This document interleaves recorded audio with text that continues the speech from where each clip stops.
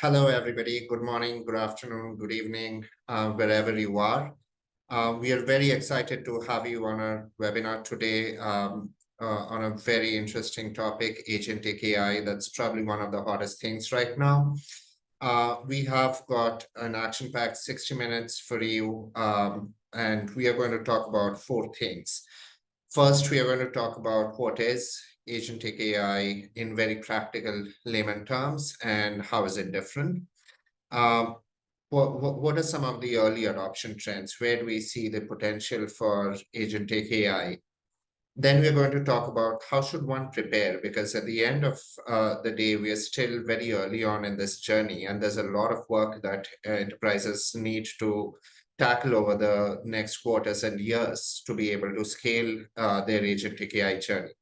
Finally, we'll close out with a little bit of a sneak peek into the future. What are some of our predictions around where the world of Agentic AI is headed? As Francisco mentioned, we'll have dedicated Q&A towards the end, but don't let that stop you. Keep the questions coming through the Q&A window, and we'll try and address them live as we go along.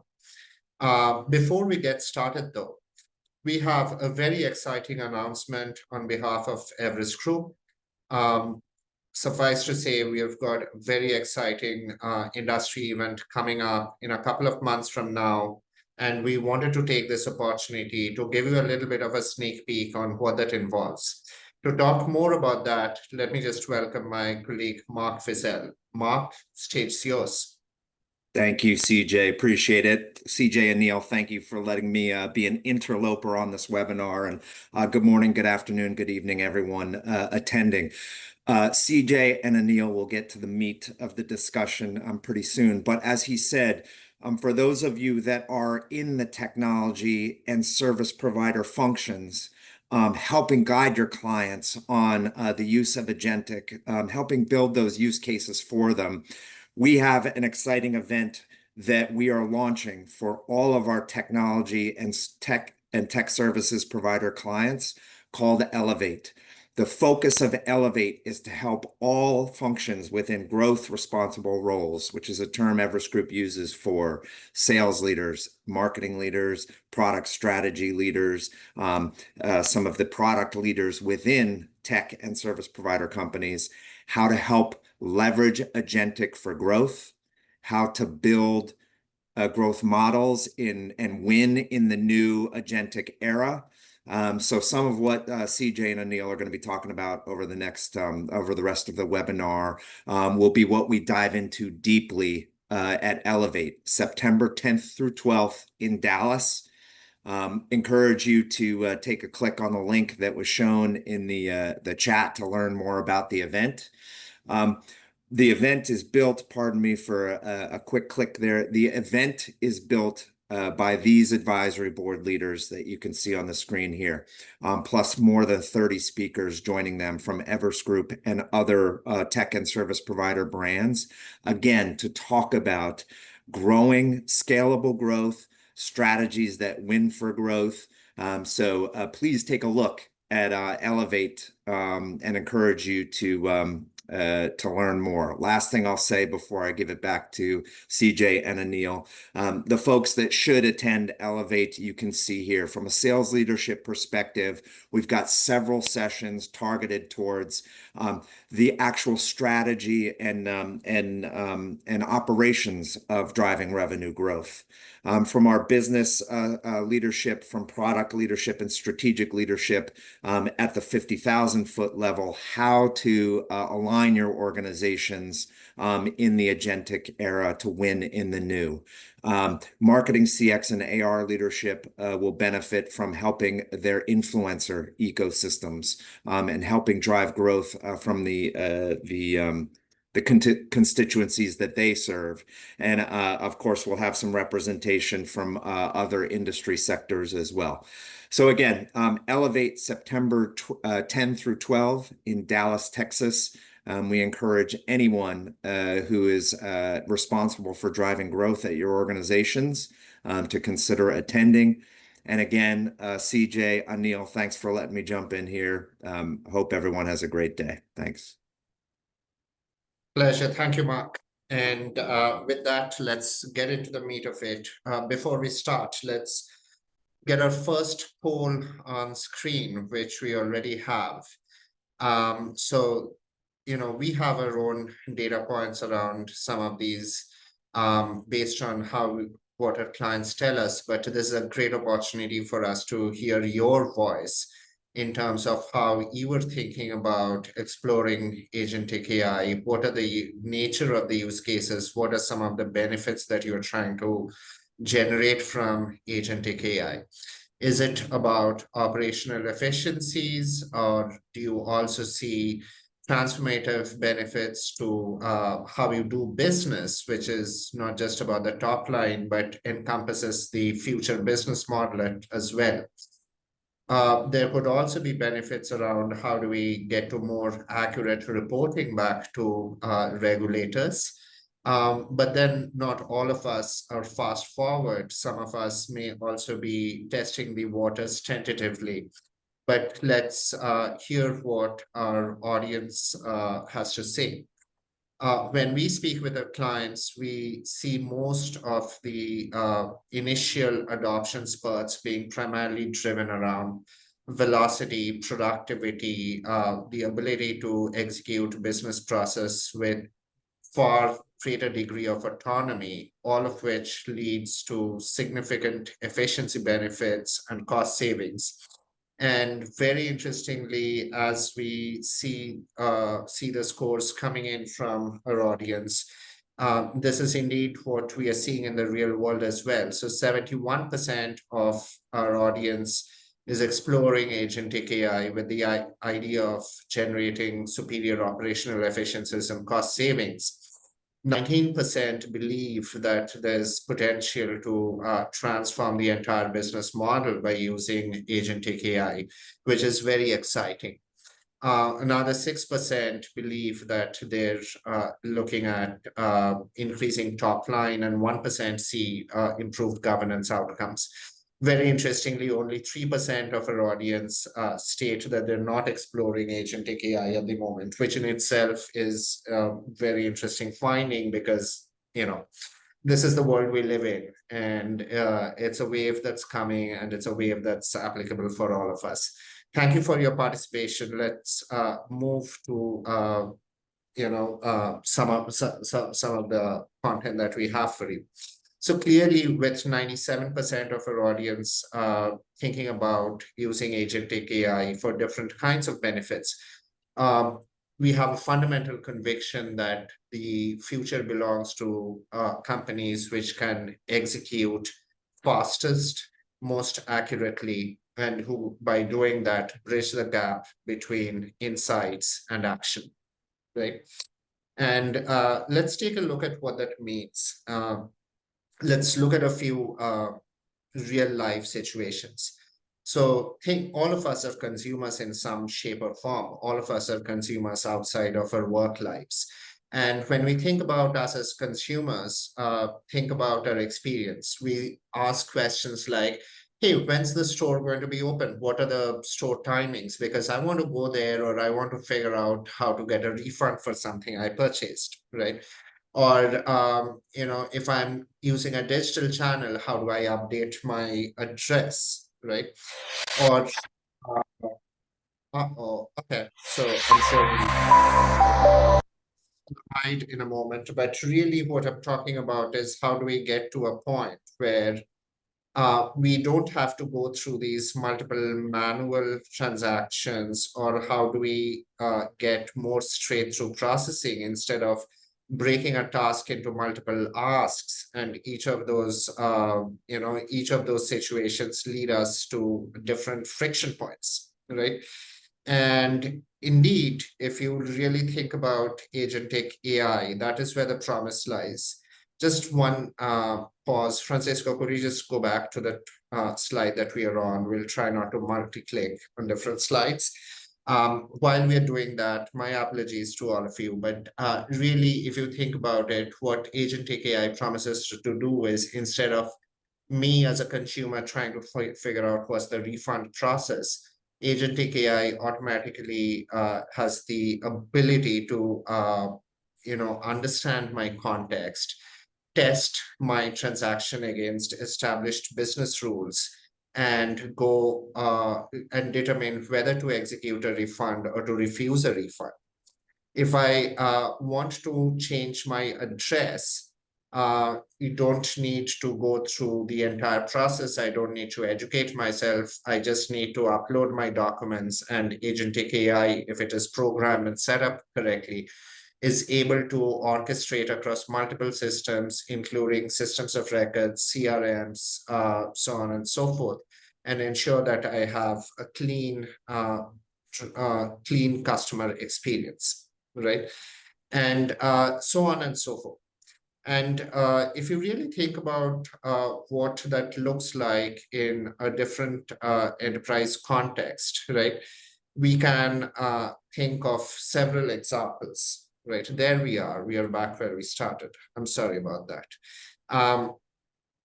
But what does it really mean, right? What it really means is systems of execution, which is what we call agentic systems. Systems of execution are not intended to be a next silo that we stand up in an enterprise setting. So it's not about, we had systems of record, systems of engagement. Here we have a third tower, systems of execution. In fact, exactly the opposites. Agentic AI has the promise to orchestrate across multiple systems, which capture and in reality sometimes lock out data. What it really enables is, and what characterizes systems of execution is really four key tenets. First, it's autonomous execution and execution at scale. Second is it is able to pick up context and learn and adapt based on real-time signals, based on past decisions and feedback loops. The execution itself is driven to assignation to a specific goal. So the goal could be orchestrated around accuracy, it could be orchestrated around behavioral triggers, it could be assignated around efficiency and velocity, right? But what systems of execution and agentic AI powering systems of execution can do is adjust its behavior and its decision-making depending on context within the organization. Finally, and I spoke about this, what it really does, what all of this means is bridging the gap between intelligence and action. Now, let's take a look at what some of this means in a real life situation, right? And how it actually works. So if you really look at this schematic, right, typically we have multiple agents orchestrated by a master agent. In this schematic, agent one is the master agent, right?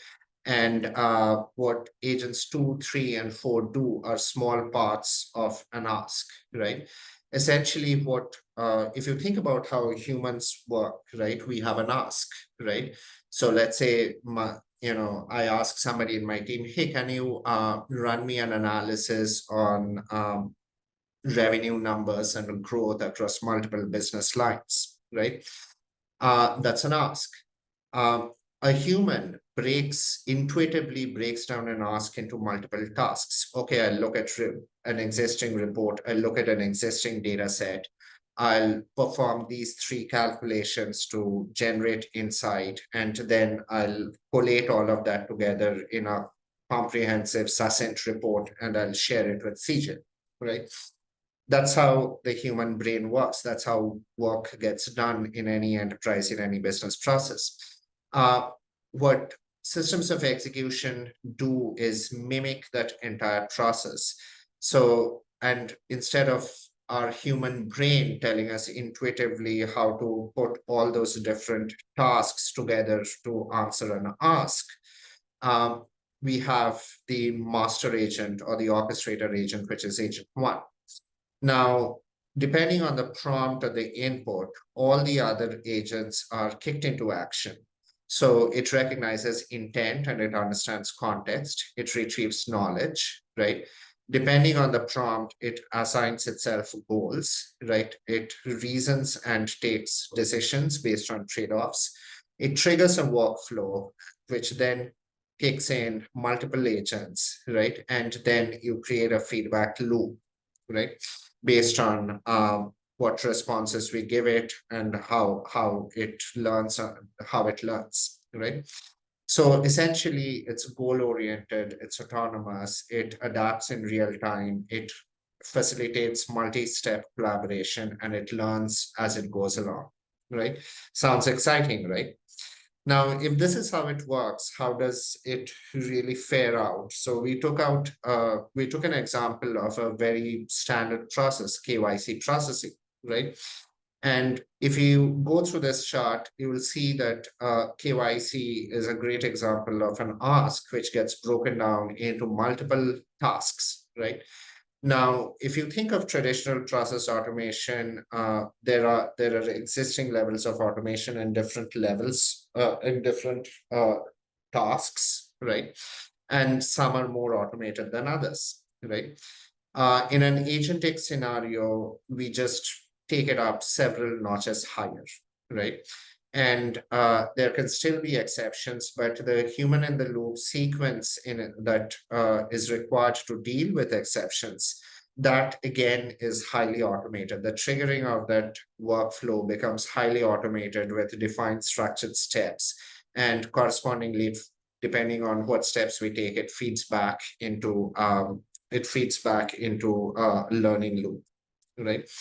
Now, why should we care, right? What's the bottom line? So, again, looking at KYC as a fairly standard, highly automated current state process, right?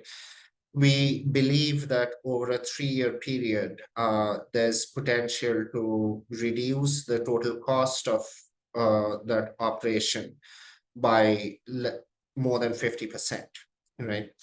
Over a 3-year period of time, we believe the investments on agentic automation yield 98% ROI.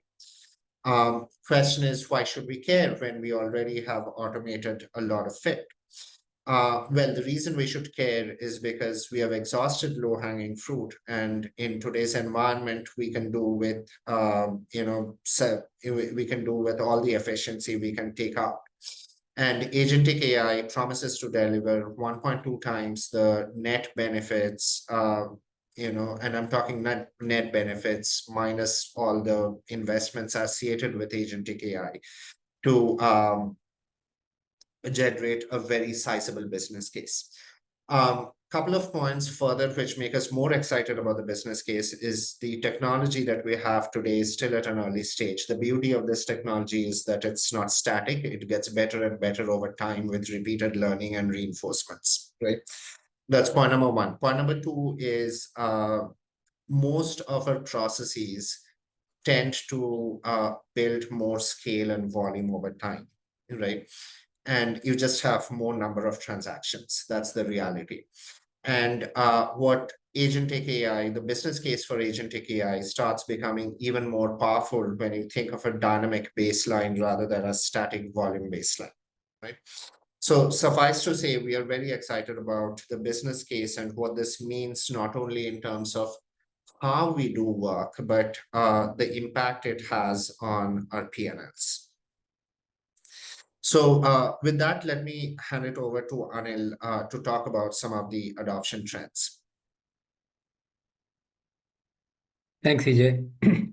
So, now we know what really sets agentic AI apart, right? So, but we look at what is really happening in the real world from an early adoption perspective. And of course, this is a very popular question in the sense that everyone wants to know what the use cases are out there and which ones are practical, right? And some of the proof of that is in the actual adoption, and we'll go through a few of those use cases as we go along. But the bottom line here remains that ultimately agentic AI is it has pretty universal application. Wherever there is a process, there can be application for Agentic AI. Now, whether you choose to use it or not ultimately depends on a variety of factors, including your expected ROI, criticality of process, data availability, etc., etc. But before we get into the actual distribution of adoption, I'm going to turn the question back over to the audience, and we have a quick poll. So, which process areas are you seeing the highest agentic AI adoption within your organization? You can choose multiple ones. What we've listed here is, so there are a bunch of horizontal processes, including customer support, HR, procurement, finance, accounting, etc. And then there's a bucket for industry-specific processes. So these would be very specific or pertinent to a particular industry. I think CJ spoke about KYC for banking. So that would be a industry-specific process. Similarly, you'll have industry-specific for in other areas as well, or other verticals as well. All right, so we are starting to get some of the results in, and I can see that customer support is actually one of the ones which is leading, and by a fair margin actually. So we have around, I would say, more than 50% in customer support at this point. Just give it a couple of seconds more as it stabilizes. Right. So again, based on what we're seeing and this audience here, we have customer support as the biggest chunk, around 64%. We have sales and marketing at around 26%, finance and accounting at 23%, IT services at 39%. And then industry specific is 26%. So obviously these don't add up to 100 because there are multiple choices here, but if I were to pick out the categories which see the highest volume: customer support, IT services, sales and marketing, industry specific, and HR. All right, so that's interesting. It's I would say it's slightly different from what we see, but not radically different. CJ, anything surprising for you in these results? No, actually, I'm pretty well validated here, right? I see a lot of, I think customer support is what I would have expected as well. If anything, I'm probably a little surprised at the low percentages for procurement and HR, right?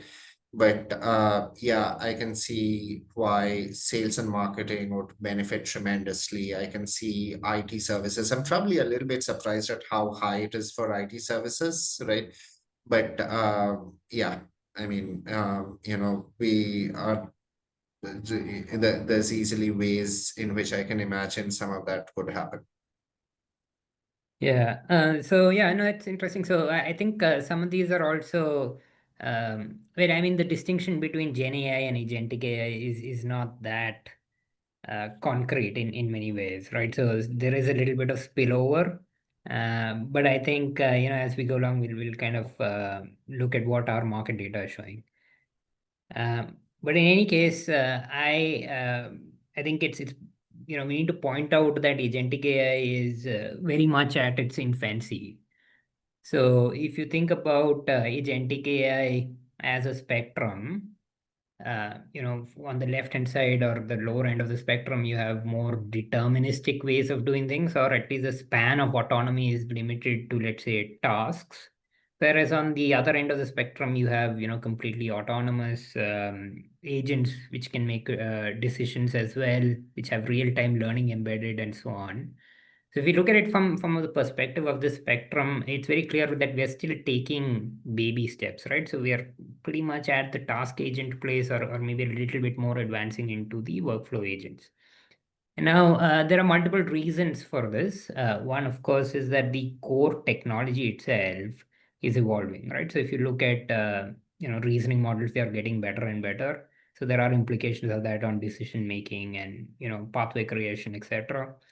Organizations are still getting their heads around agentic AI and how to use it, and just getting proof of value itself is a big step. And then finally, from a supply perspective or supply side perspective, we're still seeing solutions being shaped for various processes, right? And that has just started to kind of pick up. And ultimately, agentic AI without the context of process doesn't necessarily need to a lot of value when you're looking to automate processes within an enterprise. Okay. Having said all of that, we expect rapid progress to be made on each one of these aspects in the next 2 to 3 years, right? So agentic AI solutions itself come in, various hues. There are various categories for these agentic AI solutions. But if we take the agentic AI builder category as a proxy, we can see that the adoption today stands at around less than 100 million, right? But projected down for maybe 3 or 4 years from now, and it's already a multi-billion-dollar category. And arguably, this is a conservative projection because once the components come together, the components which are needed to enable agentic AI, once they come together, we'll likely start to see a snowball effect, right? Because of course, the benefits are pretty significant. And once all the pieces of the ecosystem fall into place, then it almost becomes a straightforward case for adoption. Okay, so this is what we see today. So this is sort of addressing the question of adoption. We see higher volumes in horizontal processes, and within horizontal processes, so GenAI started, or GenAI usage started more in sales and marketing and customer support, right? So we saw a similar pattern emerge in agentic AI as well. And in fact, the last time we did this, or we sort of polled the market and got the data, customer support, sales and marketing, and HR were top 3 categories.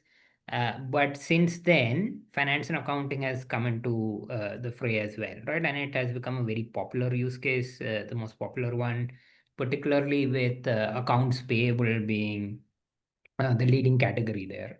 IT services is also growing meaningfully, and this is going beyond the usage of Gen AI to aid in coding or vibe coding as they call it, into more agentic constructs, right? Where you're using agentic AI to help with the whole SDLC navigation. Now we also have started to see industry-specific processes emerge. They were slower to begin with because there was a little bit of hesitancy when it came to certain tech-forward industries such as banking, given that they are highly regulated. So there was concern initially around data privacy, explainability, auditability, etc. But a combination of proof of value and also the understanding of ways to work within those regulations, even with agentic AI, that has spiked up industry adoption meaningfully. Of course, one of the ways is human in the loop, right? So it's not necessarily, or it's not necessary to have agentic AI run completely autonomous. You can have appropriate checks and balances, human in the loop being one. In banking, we've seen the KYC use case, but we also have claims processing and automated claims processing in insurance that is picking up. Agentic-based equity research is another use case which is expected to come in the investment world in a big way. And then, we expect several others to pick up as we go along.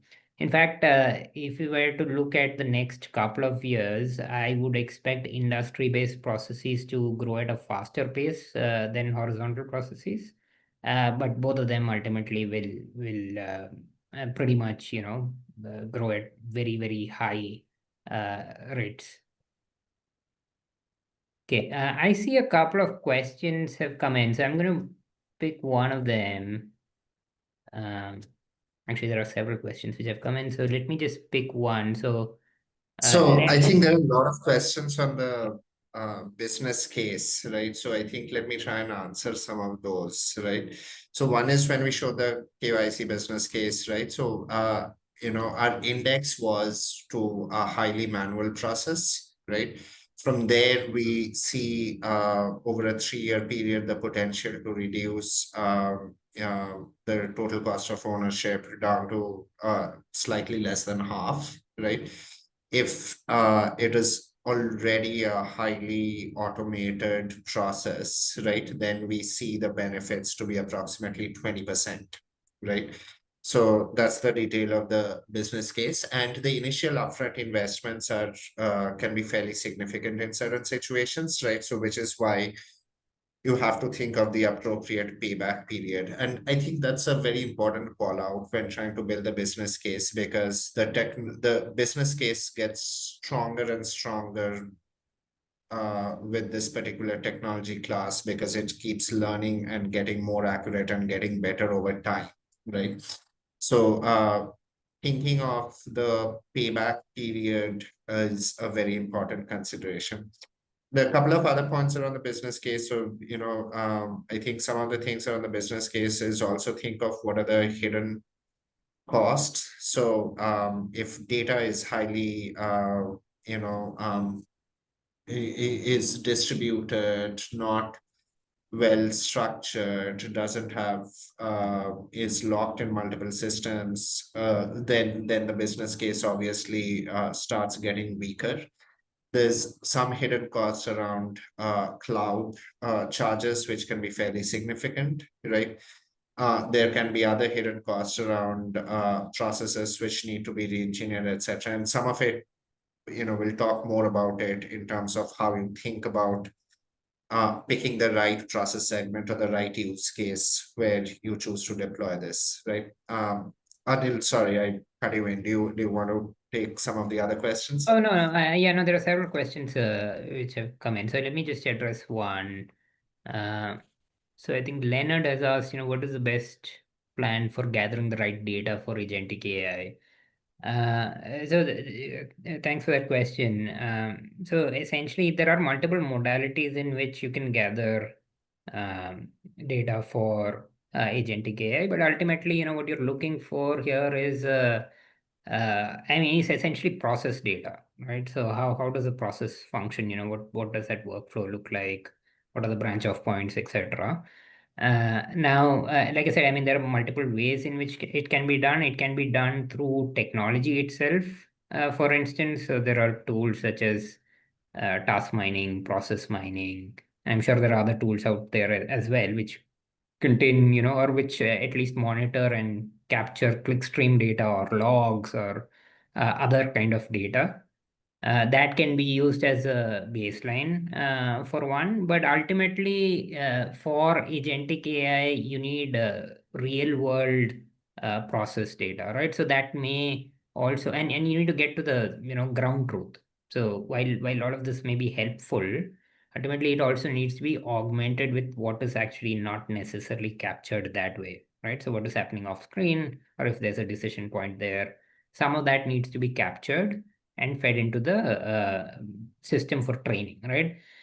The other way of doing it is also running it as a kind of a live production, not live production, but rather as a testing phase where you have a human in the loop and you capture those elements of decision making and process branches through the human in the loop as it keeps running, right?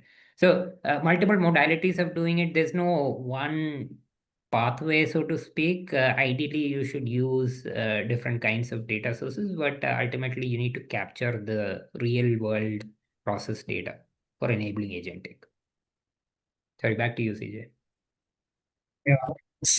There's another question which I'd like to take up from, I think, from Manoj, right? In production, if errors are going to be multiple-fold and there are 5 steps, each with 90% accuracy, the final accuracy may be around 60% only. Great question. So I think part of what we caution our clients on is please create the right digital twin to simulate process behavior and enterprise behavior before you go live, right? So depending on the criticality of the process, you'll need to test, retest, reinforce learning loops before you get into production environment, right? There's also, however, I was having a conversation with one of our clients, and she pointed out something very interesting, which is that, you know what, there's a little bit of our mindset that we need to shift because, if I hire an intern and that intern has his or her own learning loop and goes from 60% accuracy to 90% accuracy over months and quarters, right? Sometimes more. We are like, yeah, we are investing in somebody's learning, right? Um, when the same thing happens with AI, we are like, we are all up in arms, right? So it's an interesting observation. I'm just sharing it out there. Now, the question, of course, is there are certain processes, certain tasks for which we can be more tolerant of those errors, and there are certain tasks which are mission critical and where we absolutely cannot be so tolerant, right? Which is why, going back to my previous point around sandboxing, digital twinning, testing, and retesting before you go into production. So that's one point. Humorously, as an aside, the same client told me that she's trying to come up with a new hashtag in our organization called AI Lives Matter, right? So it's not just we should be more tolerant and let the system get better over a period of time. So yeah, that's one way of looking at it. All right, let's talk a little bit about enterprise preparedness, right? What does it take? We all know the quote, no plan survives contact with the enemy, but still planning is essential, right? And, while it's not quite a battlefield, but preparation is key, right? So what are some of the things that I think we need to get better at, right? So first thing is, let's look at what the market has to offer us. What are our choices, right? And because in some ways we are all constrained by where the technology landscape is today, right? And then we talk about what are some of the ancillary components. I see a few questions around how do we pick the right use cases, right? We'll talk a little bit about, an adoption framework, right? And what are some of the other things that we need to keep in mind, right? So if you look at the marketplace today, really you have a broad spectrum, and it's really very exciting how fast this market is developing on the supply side, right? But really, there's a wide spectrum of choices between build and buy available today, right? The first is developer tools and frameworks. This is a complete this is right for enterprise IT organizations which have access to high skill levels and high volumes of skill, right? And you have technically proficient teams which are able to operate on some of the tool sets and frameworks that are available to create their own agents, right? Requires strong technical knowledge, right? On the other hand, what it does is it offers complete customization capabilities. Then on the other hand, if you look at the extreme right-hand side, right, so you have pre-built customizable agents, right? But these are not completely customizable in the sense that these are all tailored to highly specific, highly predefined use cases, right? In between, right, we have agentic platforms, right, which can which offer some degree of customization, but typically these are targeted at business users and citizen developers, more anchored around low code solutions. one of the interesting things that we see is these are good solutions for people to embed within processes that are running off sizable platforms that companies have already invested in. So, for example, if I'm running procurement and supply chain of an SAP platform, there are solutions within the SAP stable which help you embed agentic tenets within that process, right? So the choices are really multiple. The question is, what kind of tools and frameworks and platforms do we use for what, depending on how complex, how complex the use case is, how much customization we are trying to drive, what processes we are trying to target, what's our pre-existing investment within certain platforms as enterprises. And very importantly, what's the skills and talent available to us as an organization, right? If I were to deep dive into just one of those categories, the builder platforms landscape, right? What we see is a very exciting and fast proliferating landscape on the supply side. So, we have hyperscalers who are anchoring around a full stack play. We have enterprise platform providers who are enabling embedding of agentic tenants within processes that run up those platforms. We have low-code or even traditional code build capabilities offered by pure play providers who are only anchored around this new technology. We have erstwhile traditional, I won't say traditional, but erstwhile intelligent automation providers who are now pivoting to this new world of agentic, which is very exciting because in a lot of those situations, what we see is there's pre-existing process knowledge and automation knowledge. And then we have pure AI and data providers like the Databricks, the OpenAIs, and the Snowflakes, right? So, which also offer AI native architecture to build and train and scale agentic systems, right? So, bottom line, very fast evolving landscape. We expect the competitive dynamics in this space to be fairly intense. There may be consolidation over a period of time, right? But one of the things that's very clear is enterprises do need a lot of guidance around, their adoption strategies. And depending on the use case, depending on the constraints, depending on the objectives, there are different solutions, and it's unlikely that one size fits all or one provider category is going to own everything, right? Now, while the technology landscape is very exciting, right? We call this enterprise PTSD, right? For agentic to scale, right?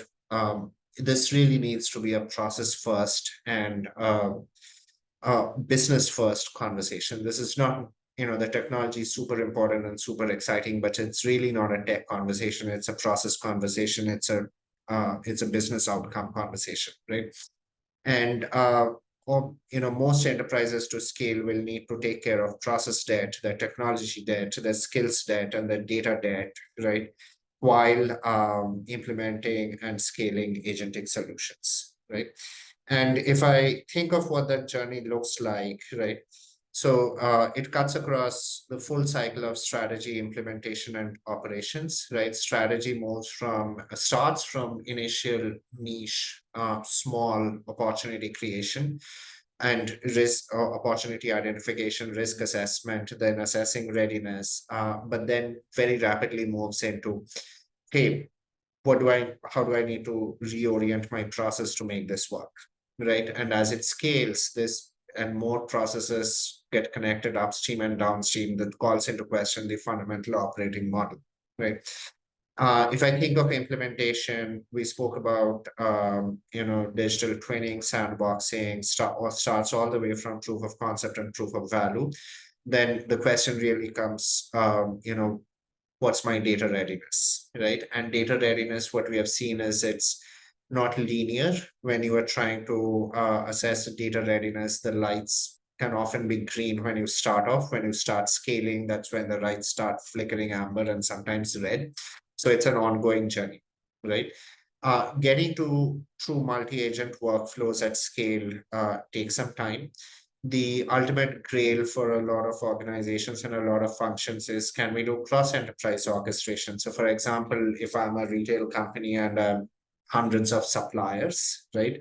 Can I orchestrate across that for bills of material, right? Again, the question is, once I've done my strategy, once I've done my implementation, what does it mean to the future of my operations, right?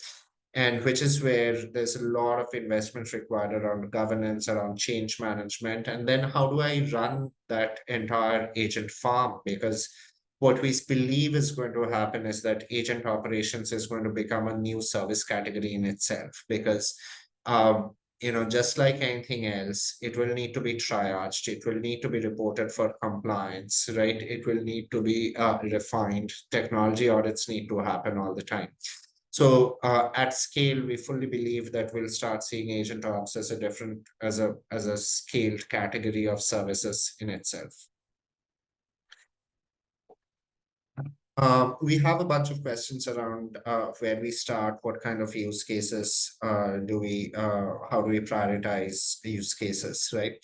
So we see this fundamentally as what's easy versus what gives us best value, right? So when we look at the x-axis, the biggest and the first step that we see that we believe company needs to assess is data availability and data quality, right?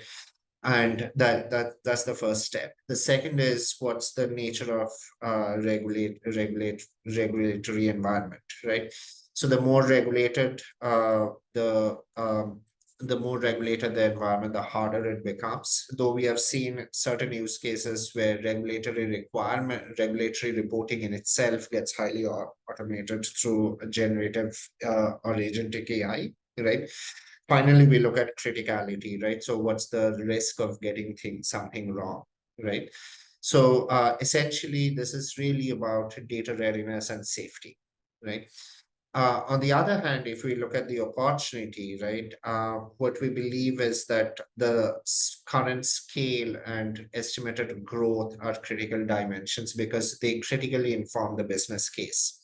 The higher the volumes, the more the volumes are expected to increase, the more exciting the business case becomes. Finally, when we look at process scope and complexity, one of the things we believe is fairly interesting is that wherever we have processes with complex multi-step workflows requiring heavy manual intervention, but if we have strong process data and high quality process data, those are interesting use cases to begin with, right? So that's kind of the adoption framework that we are beginning to use. And if I have to think of some of the other things, just general wisdom that we are picking up from our customers who are experimenting with some of this is obviously start low risk, high value. Plan for extensive human in the loop. True agency is a journey, and we are nowhere close to the end state, right? It's an exciting vision, and all of us are trotting on that path, right? The other thing that we also see is that this is not, and as I mentioned, this is not just an IT issue, it's a business issue, and getting cross-functional involvement becomes very important, right? When we think of the ecosystem, really have to think of the right data ecosystem, the right toolset ecosystem. I spoke about it. One of the things in the tech stack that's very interesting is contextual memory systems, because that's a critical investment and a critical capability in the tech stack, which helps reinforced learning, right? And finally, do we have the ability to fine-tune AI models, right? I spoke about safety first. I spoke about ensuring the right governance mechanisms. One of the things we really, and this is strategic in some ways, because what we see is the ability to hone down and double down on not more than two objectives, right, is very important. Because at the end of the day, the technology is goal driven, right? And if we say that the goal is velocity, right, and not accuracy, right, then the system behaves in that manner and just passes a lot of incorrect transactions at high velocity, right? So establishing the right trade-offs and having the moral to balance that becomes very important, right? Um, So before we go further, and I'll hand it back to Anil for the subsequent section, right? We've got a very interesting offer for our audience. We've got a couple of reports that we are offering complimentary. If you want to read one or both of those, feel free to let us know. There'll be a post-webinar survey. You can select which report you would like to read. And the link to these reports will be pasted on the chat window. So you'll be able to go to the website and download the reports once you have indicated your selection. Okay. Anil, back to you. Yeah, thanks, Vijay. So essentially, what we look at in this section is what the future holds, right? And the future of agentic and its adoption in enterprise will essentially be the story of how the whole adoption ecosystem comes together, right? So there are various pieces to this puzzle, as CJ has already outlined in the previous section. But those multiple components ultimately will all play a significant role in shaping the future of agentic and its enterprise play. So if you think about the multiple components, you have core tech, of course, but then you also have data, you have regulations, fit for purpose solutioning. These are all very critical and play a meaningful role. From a core tech perspective, you see that foundational models are getting better, and they will continue to get better as we all have seen the journey. I think over the last couple of years, reasoning models have gotten much better, and these all have implications on how decision making, pathway building, etc., happens in agentic. Orchestration is going to be a big piece to this whole story, because one can easily envision a future where you have multiple agents operating within an organization. Often they can be, or not often, but rather they can be uh, multi-vendor as well, right? So, and then you have the human workforce as well. So, how do you orchestrate all of this so that work actually happens within an organization is a question to be solved for. And we are already seeing various kinds of orchestrators which are coming on the supply side. Part of that question is also, if you have different agents operating, how do they communicate, to each other, and how do they pass on information? From that perspective, also, we are starting to see protocols being developed. So I think there's A2A, there's ACP. I'm sure there are others as well, all formed by or all being developed by consortia, and I'm sure that will progress pretty quickly as well. And from a regulatory perspective, we've seen the UAI Act, and maybe that was I believe, yeah, that was the first of its kind comprehensive AI regulation. We will likely see more and more country-specific regulations come in as well, and some of them may end up being sort of like gold standards, right, for global organizations. One part of the equation which is not often spoken about is the energy utilization for all of this. So whether it be for training of these foundational models or even agentic models, or for the inference part, there is considerable usage of energy. And that again, we can easily visualize some sort of regulatory mechanism also come into play as far as energy usage and sustainability goals are concerned. And then let me just pick on this the adoption enablers piece as well. So for organizations, ultimately for them to derive deep value, data enablement is critical, and faster ways of making both structured and unstructured data surfaceable for agentic systems to use are kind of being looked at, and some of that uses AI as well, right? And then finally, making these solutions easy to adopt is going to be important because right now we are seeing AI becoming democratized even from a decision-making perspective. So for business leaders, obviously it is easier to adopt AI when it is packaged to fit their needs. So for particular processes, either pre-trained or, let's say it sits within their tech stack, it integrates into their systems. So packaged solutions of that nature will be developed increasingly. It's actually already being developed, but we expect to see faster progress there. Marketplaces will also be used as channels for that. Okay. So with that, we come to the end of our content. For this presentation, we have obviously as part of our blogs and reports, we cover Agentic AI in pretty much extensive detail. So do feel free to visit our website on that front. CJ, any closing thoughts, or do we want to take a few questions? I can see that there are several coming in. Yeah, I think, we are running out of time and I wish we could answer all your questions, but do send us your questions, reach out to us. You have our contact information.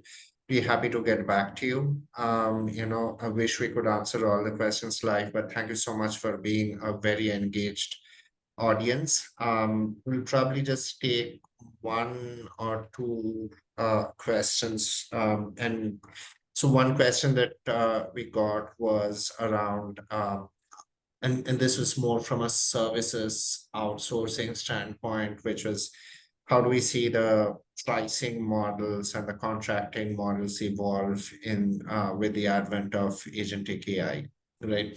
So I'll just probably try and answer that one. So I think there are two or three things that are happening. One is even before agentic AI, typically we have had services contracts being anchored around some construct which was around time and effort, be rolled up into a per device billing or a per transaction billing or some or just simple FTE based pricing. And there was some portion of the contract which was linked to achieving certain business outcomes, right? So the first thing that is happening is that there is more stress on, and that there's a greater part of the total contract that is beginning to shift towards that outcome realization as a result of agentic AI. So that's one thing that's happening. The second thing that's happening is that we also see, more pricing, experiments with pricing models which talk about price per task accurately completed, right? And within that, you roll up the technology elements around how many API calls, how many tokens, etc., right? The third element that we see, and that's actually pretty exciting, we are beginning to see per bot pricing, right? So just like we had per bot or per agent pricing, so just like we've had per FT pricing, we are just taking that construct, applying it in a digital labor context, right? So all of these three things are happening, and depending on the enterprise, depending on the nature of the work involved, depending on the scope, depending on the volumes, right? People are using one or multiple of these constructs to evolve the pricing model and the contracting model and connect it back to how the work is actually getting done, right? So right on top of the hour, that's all the time we have, unfortunately, but thank you so much for attending our conversation today. Would love to stay in touch, and we'll try and get back with answers to as many of your questions as possible. Thank you.